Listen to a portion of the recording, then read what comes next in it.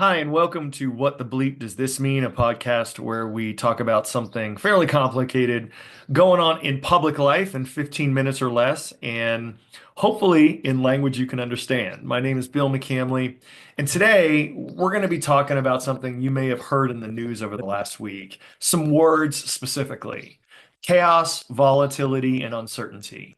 And chaos is defined on the Google as complete disorder and confusion, volatility as liable to change rapidly and unpredictably, especially for the worse, and uncertainty, which means not able to be relied upon.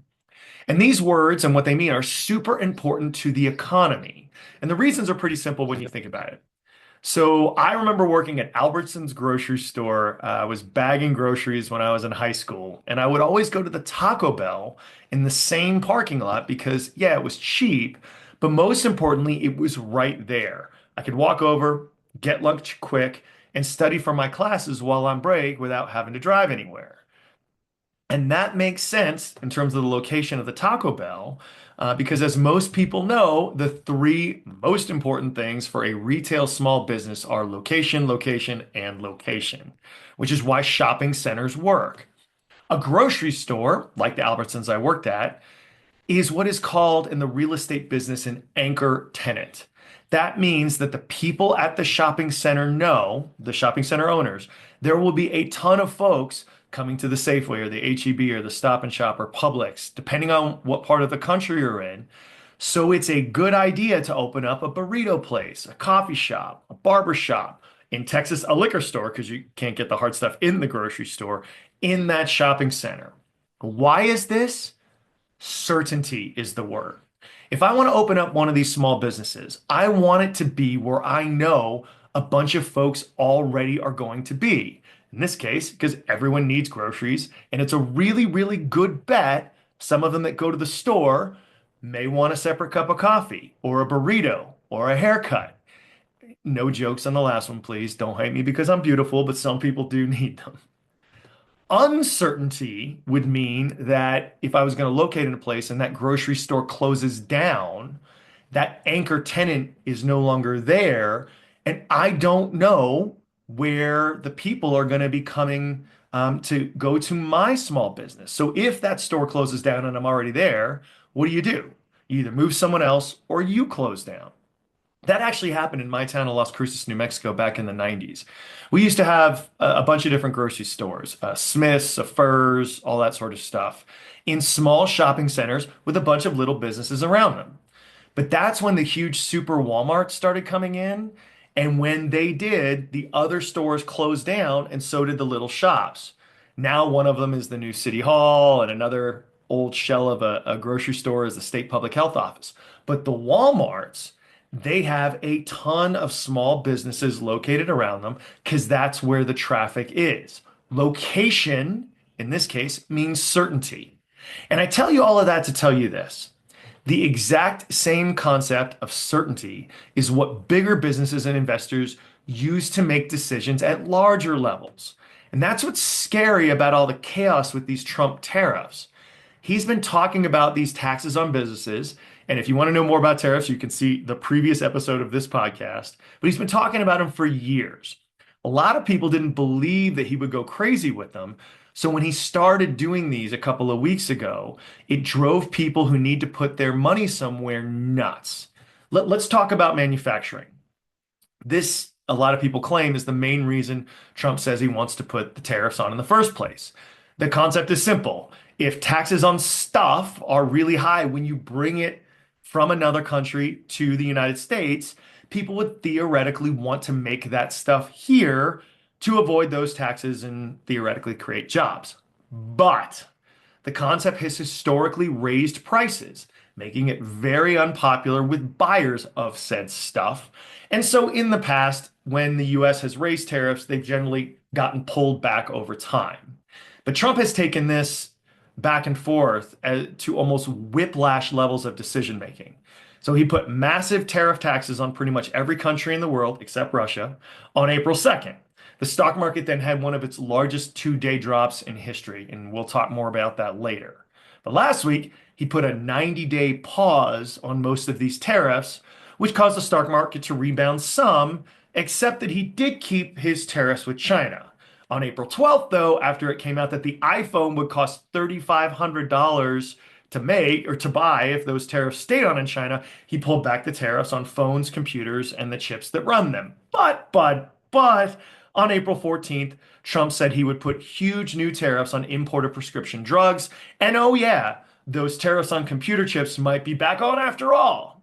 We don't know. At the end of the day, too, that pause that caused the stock market to rebound some, it's only for 90 days, and no one knows whether or not they're going back in or not. So let's go back to that small business analogy. Say a local burrito shop, because burritos are amazing and wonderful and God's gift to humans. You want to start a burrito shop and you love this spot in the local shopping center. And you read on Facebook that Walmart is going to move in there. Great. You reach out to the agent of the shopping center, you figure out what the rent is so you can get a loan started. But then you hear from a friend that Walmart's actually going to be going to another shopping center. But then you listen to this podcast and hear that they're back on in the one that you liked. But then you see a TikTok that they aren't even coming to town. What do? Most likely nothing.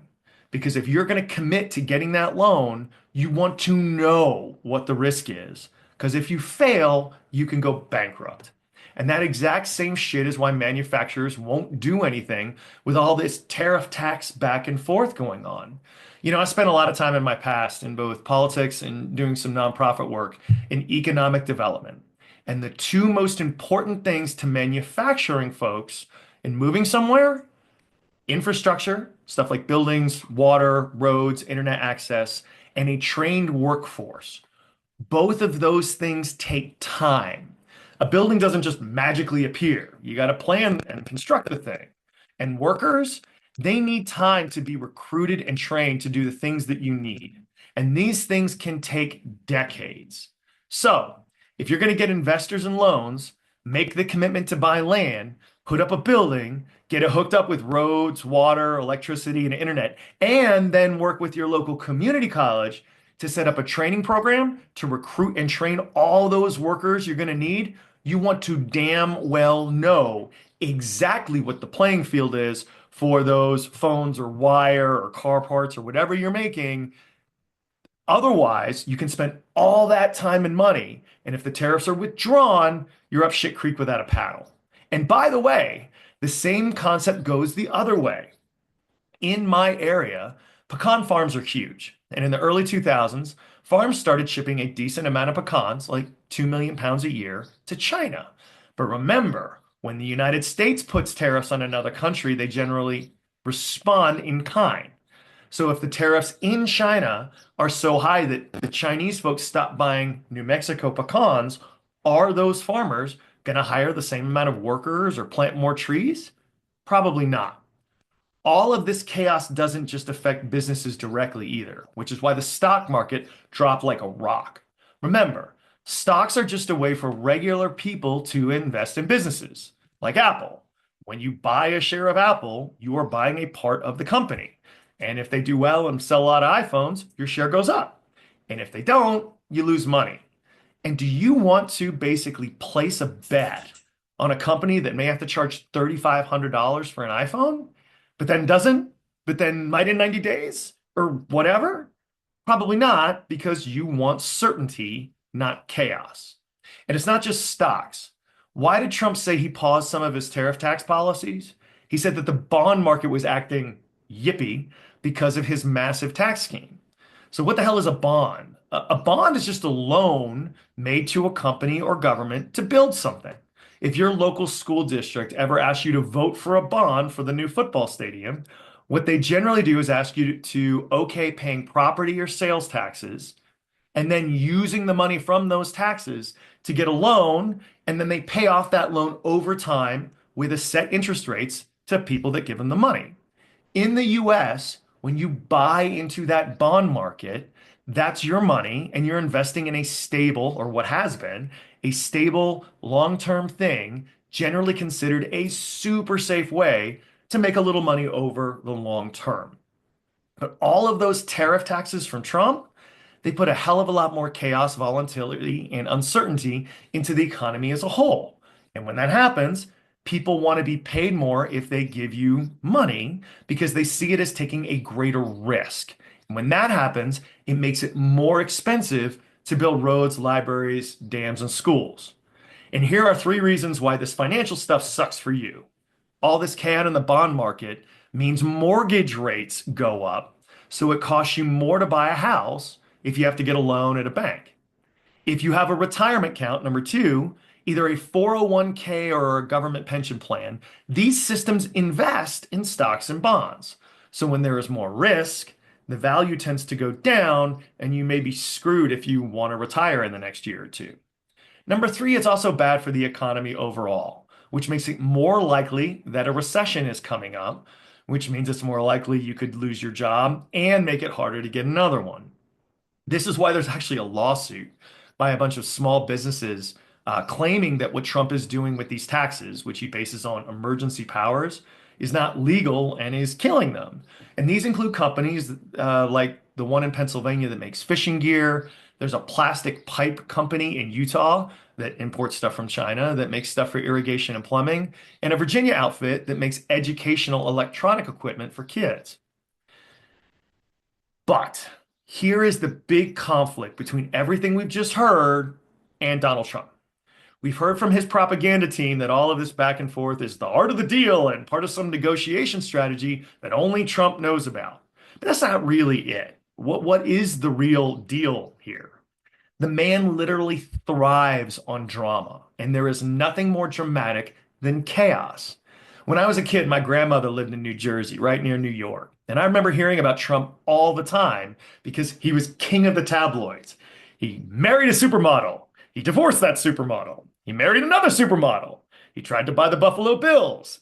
They didn't let him because he, well, isn't really a safe business bet. Then he helped form the USFL, an alternative football league, and that went under because, well, yeah, he's bad at business. He opens up a new casino in Atlantic City. That goes bankrupt. He then honed this soap opera skill set that he started in the tabloids over the years on this TV show called The Apprentice. It's a reality show where he made his contestants do random stuff to gain attention. Again, drama. You want to keep watching because you don't know what is going to happen to these folks as they try to make the successful businessman happy. And you don't know what his reaction is going to be. And that worked for him because people watch the show. But we need to say this again. Trump isn't a good businessman. His casinos are bankrupt. So is his state company. And his Trump University was found by a court to actually be a con.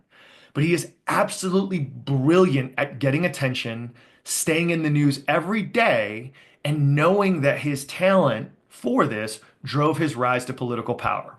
So all of the drama with tariff taxes that Congress has given him sole power of, it's a way for him to keep getting clicks. But we should all remember, in the case of this chaos that drives the clicks, it's also bad for small businesses you may like, or your small business. It's bad if you want to buy a house and really want to get a loan with a decent rate.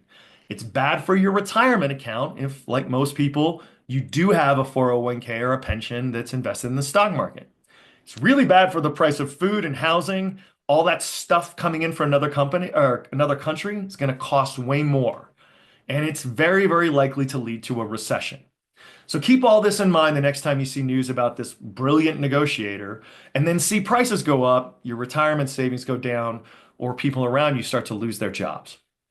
Thanks again for watching this. Again, my name is Bill McCamley. You can contact me with questions or comments on the social media site you find this on, or you can email me at whatthebleepdoesthismean@gmail.com. That's whatthebleepdoesthismean@gmail.com.